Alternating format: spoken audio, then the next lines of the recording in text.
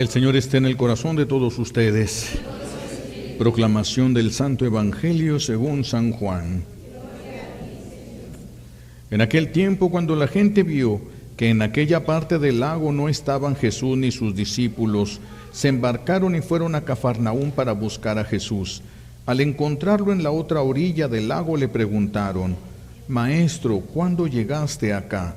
Jesús les contestó: Yo les aseguro que ustedes no me andan buscando por haber visto signos, sino por haber comido de aquellos panes hasta saciarse. No trabajen por ese alimento que se acaba, sino por el alimento que dura para la vida eterna y que les dará el Hijo del Hombre, porque a este el Padre Dios lo ha mandado con su sello. Ellos le dijeron: ¿Qué debemos hacer para realizar las obras de Dios? Jesús respondió: La obra de Dios consiste en que crean en aquel a quien Él ha enviado. Entonces la gente le preguntó a Jesús: ¿Qué signo vas a realizar tú para que lo veamos y podamos creerte? ¿Cuáles son tus obras? Nuestros padres comieron el maná en el desierto, como está escrito: les dio a comer pan del cielo.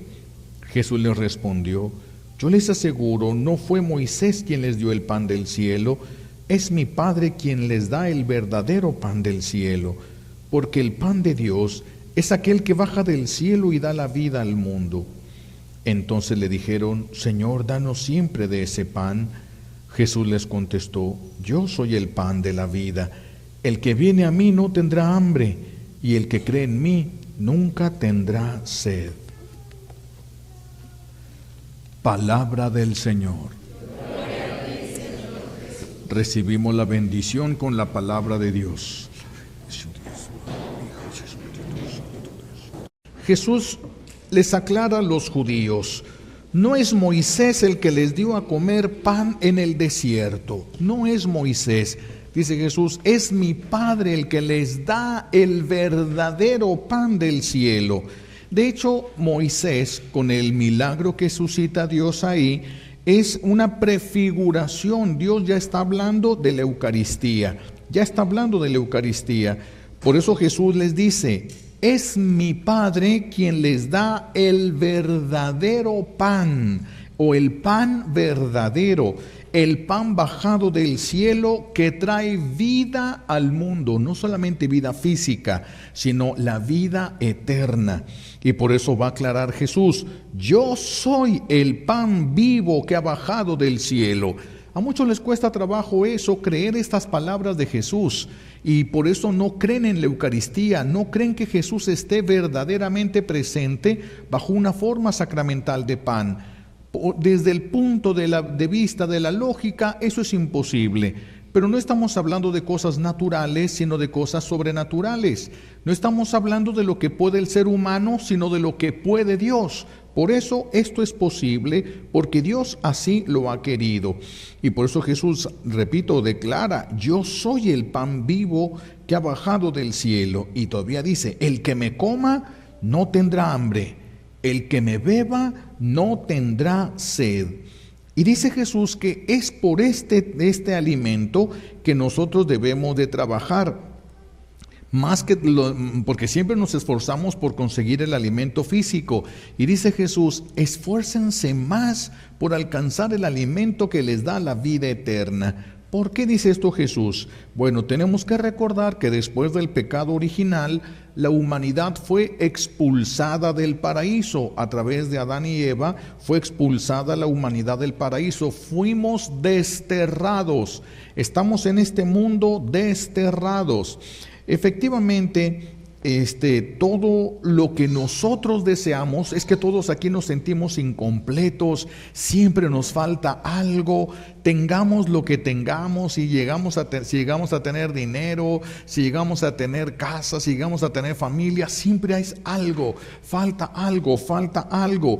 Todo y más de lo que nosotros deseamos y necesitamos está en el cielo. Todo lo que nosotros deseamos tener, todo lo que nos va a satisfacer plenamente, no solo momentáneamente, sino plenamente, está en el cielo. Está en la casa de aquel que nos adoptó como hijos a nosotros, el Padre Celestial. Ahora estamos en el mes del Padre Celestial, en la fiesta prácticamente del Padre Celestial. Él nos crea a nosotros, nos crea muy cerca de su corazón, pero el pecado es lo que nos ha ido alejando de Dios. Él no se aleja de nosotros, Él siempre está donde mismo. Para buscar a Dios no es difícil, todos sabemos dónde encontrarlo. La cosa es que el pecado nos va alejando, nuestro pecado es el que nos va alejando cada vez más de Él. Y este pecado va formando un desierto en torno a nosotros. No importa cuánto tengan. Por eso las personas que trabajan y que descuidan las cosas de Dios por trabajar, se van cayendo en este desierto espiritual en el cual pierde sentido todo lo que tienen. Todo les cansa todo lo que tienen, porque sin Dios nada tiene vida. Sin Dios nada tiene sentido. Este desierto que vivimos lo formamos nosotros, no es Dios el que lo ha formado. Lo formamos nosotros con nuestros pecados y lo ha formado también el enemigo de Dios, el llamado diablo o Satanás, con los ataques que ha tenido. ¿Sí? Entonces no es Dios el que ha hecho todo este sufrimiento en el que estamos inmersos. Es nuestro pecado y el pecado social. Ahora, si queremos regresar a Dios, si queremos regresar al único lugar donde podemos estar bien, verdaderamente bien y eternamente bien, tenemos que regresar al corazón de Dios Padre. Si queremos estar bien, tenemos que regresar. No se trata de que tengan más dinero, ni más casas, nada, ni más hijos, nada de eso va a satisfacer al hombre o al ser humano, sino hasta que lleguemos otra vez al corazón de Dios. Pero para llegar al corazón de Dios hay que atravesar el desierto que fuimos formando al alejarnos de Él. Es un desierto que está lleno de peligros, es un desierto que está lleno de enemigos. Y de enemigos contra nuestra salvación los vamos a encontrar hasta en nuestra propia casa. Enemigos de nuestra salvación los vamos a encontrar hasta en nuestra propia casa. Entonces no es tan sencillo atravesar el desierto que se ha formado por el pecado. Para esto, Dios sabe que es necesario para nosotros un alimento especial. Como cuando va el profeta Elías a hablar con Dios en el monte Carmelo. Y cae cansado, es un desierto feo, es un desierto que no tiene árboles, y él va caminando y no soporta, y una pequeña sombrita ahí se tira, ya está para morir el profeta, y Dios le manda un ángel que lo despierta y le da de comer y de beber. Come y bebe, porque el camino es largo, y si no comes y bebes no vas a llegar. Es lo mismo que nos está hablando aquí. Hay necesidad de un alimento para atravesar este desierto. No es cualquier sándwich, ni cualquier hamburguesa, ¿verdad? Ni cualquier dulce. No, es un alimento especial sin el cual nos van a faltar las fuerzas o nos vamos a equivocar en el camino y no vamos a poder llegar a donde íbamos. Solo vamos a poder llegar a donde no queríamos llegar, que es el infierno. En el desierto, este desierto de la vida, en el desierto va a ser puesta a prueba nuestra resistencia. Va a ser puesta a prueba nuestra resistencia. El enemigo de Dios nos va a llevar al límite, a ver si es cierto que quieres a Dios, a ver si es cierto que quieres salvarte, a ver si es cierto que crees. Entonces va a ser puesta a prueba nuestra resistencia, va a ser puesta a prueba nuestra fe, va a ser puesta a prueba nuestro deseo del cielo. Todo va a ser puesto a prueba. Habrá que soportar muchas cosas al cruzar el desierto, y solo el que pueda soportar esas cosas, frustraciones y sufrimientos, podrá llegar a Dios. Dios quiere que tú pases por estos sufrimientos y por estas frustraciones. No, estas las ocasionó nuestro pecado. Para llegar a Dios después de haber pecado nos va a costar a nosotros. No eran los planes de Dios. Esto es consecuencia del pecado. El alimento que vamos a necesitar para atravesar este desierto es la Eucaristía. Es el alimento que nosotros necesitamos. Pero aquí tenemos que tener mucho discernimiento, porque fíjense, llegan los judíos y le preguntan a Jesús, porque Jesús les dice, el verdadero pan del cielo es el que les da mi Padre. Y les dice, yo soy el pan vivo bajado del cielo. Y le preguntan, ¿cuál es la señal que nos vas a dar para que creamos en ti? ¿Que no acaban de tragar 5,000 hombres sin contar mujeres y niños? Es de donde salieron corriendo. Lo que meditamos la semana pasada, salieron después de recibir de 5 panes y 3 peces. Jesús les dio de comer a 5,000 hombres, sin contar a las mujeres y a los niños. Acuérdense que era la fiesta de Pascua, por eso había tanta gente en ese tiempo cerca de este lugar. Y después de haber hecho este milagro, todavía estos salen con ¿qué? ¿Qué señal nos vas a dar tú? ¿Qué señal nos vas a dar tú para que te podamos creer? Como si no hubieran recibido una señal con la multiplicación de los panes. Pero ellos solo lo quieren como un dispensador de bienes materiales. Un dispensador de bienes materiales. A Jesús no lo quieren como el dispensador de bienes celestiales, porque los bienes celestiales, para recibirlos, es necesario soltar los bienes materiales. Los bienes materiales van a llegar en abundancia a nosotros el día que los soltemos, no el día que estemos aferrados a ellos.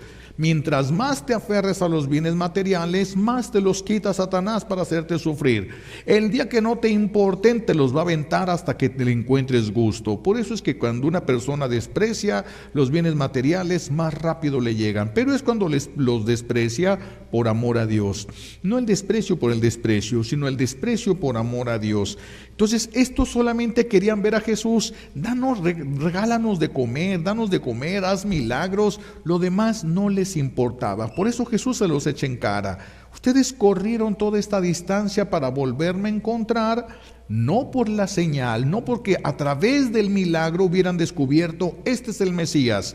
No, ¿qué es lo que ellos descubrieron nada más? Lo que les interesaba, este da de comer, este da de comer. El milagro, cuando Dios hace un milagro, es la firma divina de que lo predicado viene de Él. Y esto hace que Jesús tenga derecho a ser escuchado, tenga derecho a ser creído.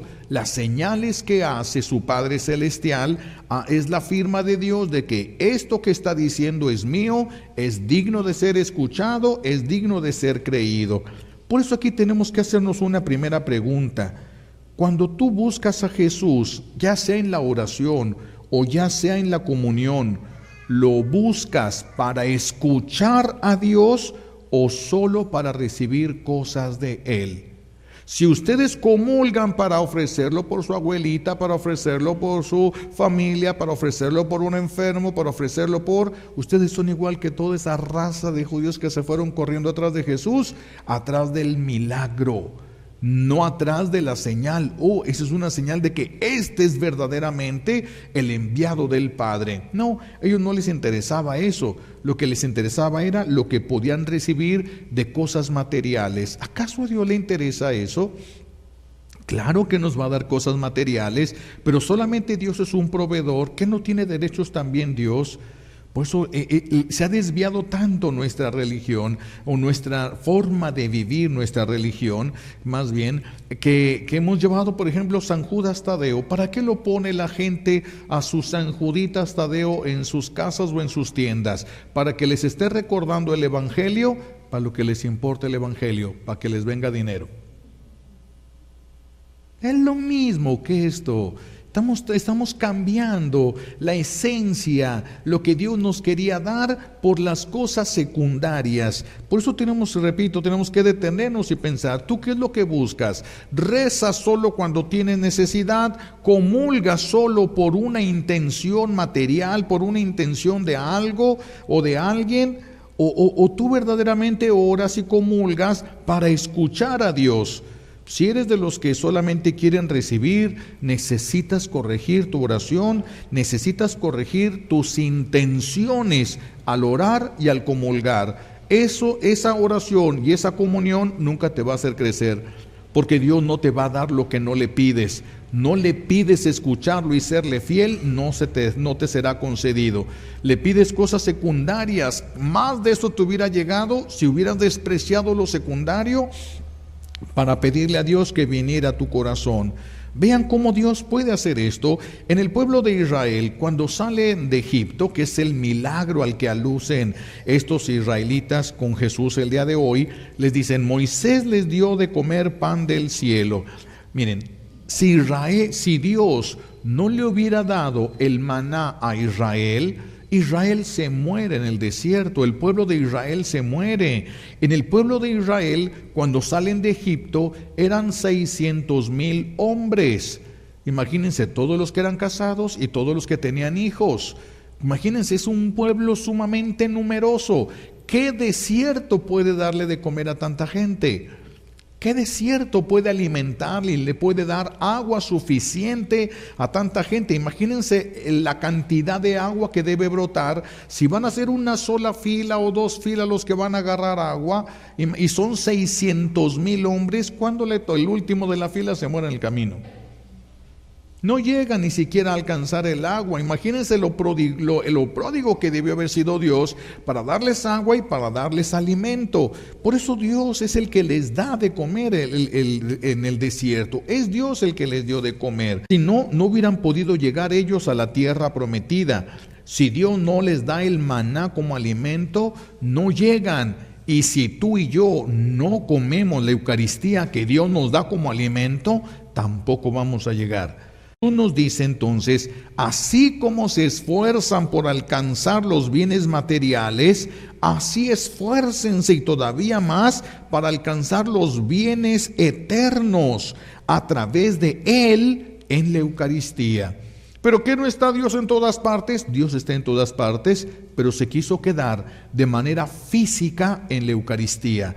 Ahí hay una presencia real del cuerpo, la sangre, el alma y la divinidad de Cristo en la Eucaristía, no la presencia que ejerce sobre todo el universo. Es diferente porque esta es una presencia concreta, física y también real, ¿sí? Cuando nosotros trabajamos para las cosas del mundo, entonces se nos paga con cosas del mundo. Cuando nosotros trabajamos para el reino de Dios, Dios es nuestra recompensa. Vean la diferencia. Si trabajas en las cosas del mundo, se te paga con cosas del mundo. Trabajas para el reino de Dios, Dios mismo es tu recompensa.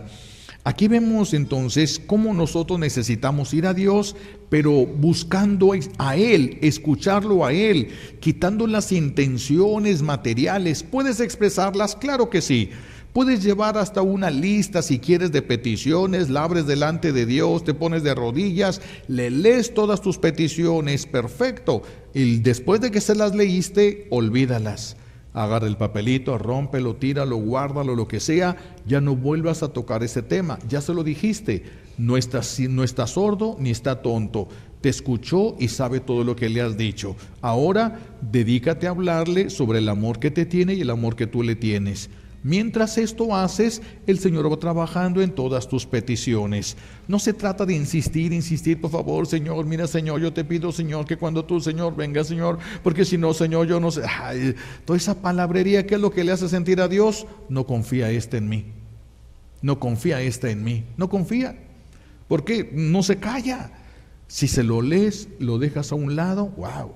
Ni modo de defraudar esa fe, ni modo de defraudar esa fe. Por eso Jesús, cuando viene, Jesús va a vestir el alma de nosotros, o ha vestido el alma de nosotros en el bautismo. Acuérdense que Adán y Eva se descubren desnudos hasta después del pecado. Antes había una gracia especial que los revestía. Eso se pierde con el pecado. Eso se recupera con el bautismo y se vuelve a perder con el pecado y se vuelve a recuperar con la confesión. Nos hemos pasado la vida medio desnudos y medio vestidos. Esa es nuestra triste realidad. A los ojos de Dios nos hemos pasado la vida medio desnudos, o mitad de vida desnudos y mitad de vida vestidos.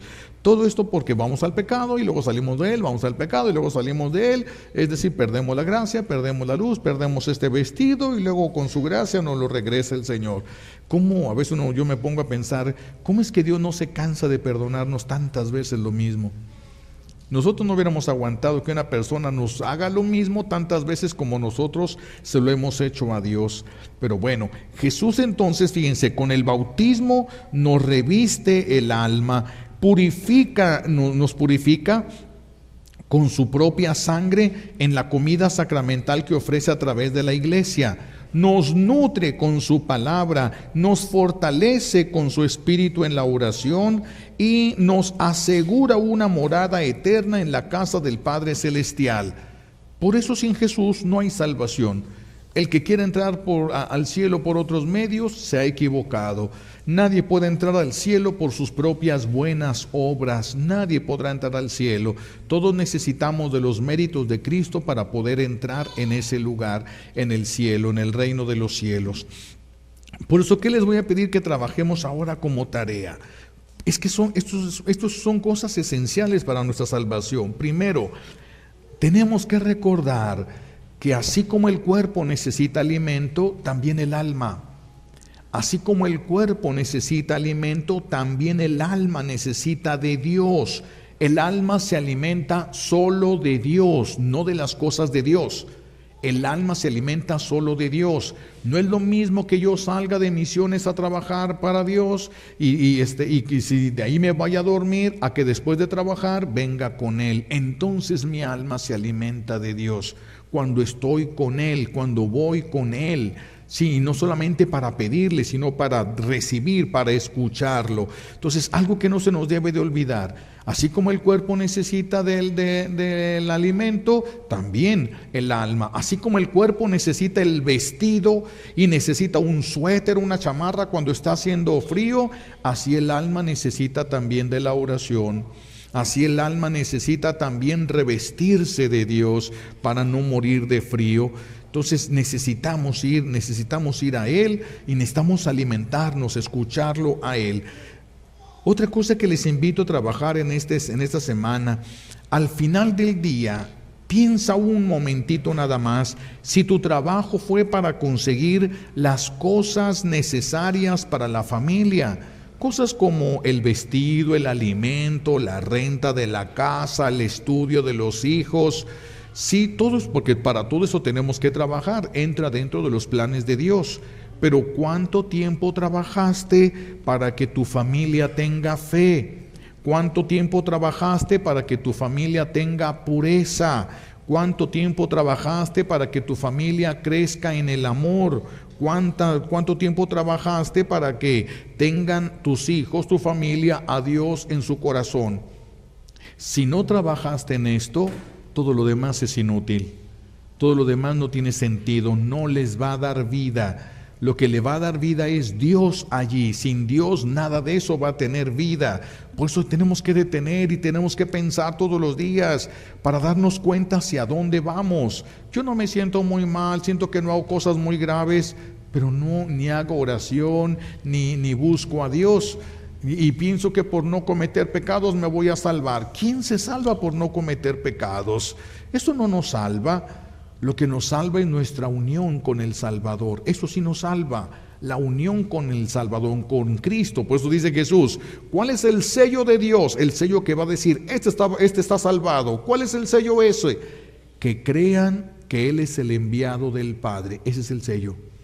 Y si ustedes creen que Jesús es el enviado del Padre, y si ustedes vienen aquí para escucharlo y no solo para que Él los escuche, están en el camino. Si no, mis hijos están más perdidos que los hijos de la Llorona, más perdidos.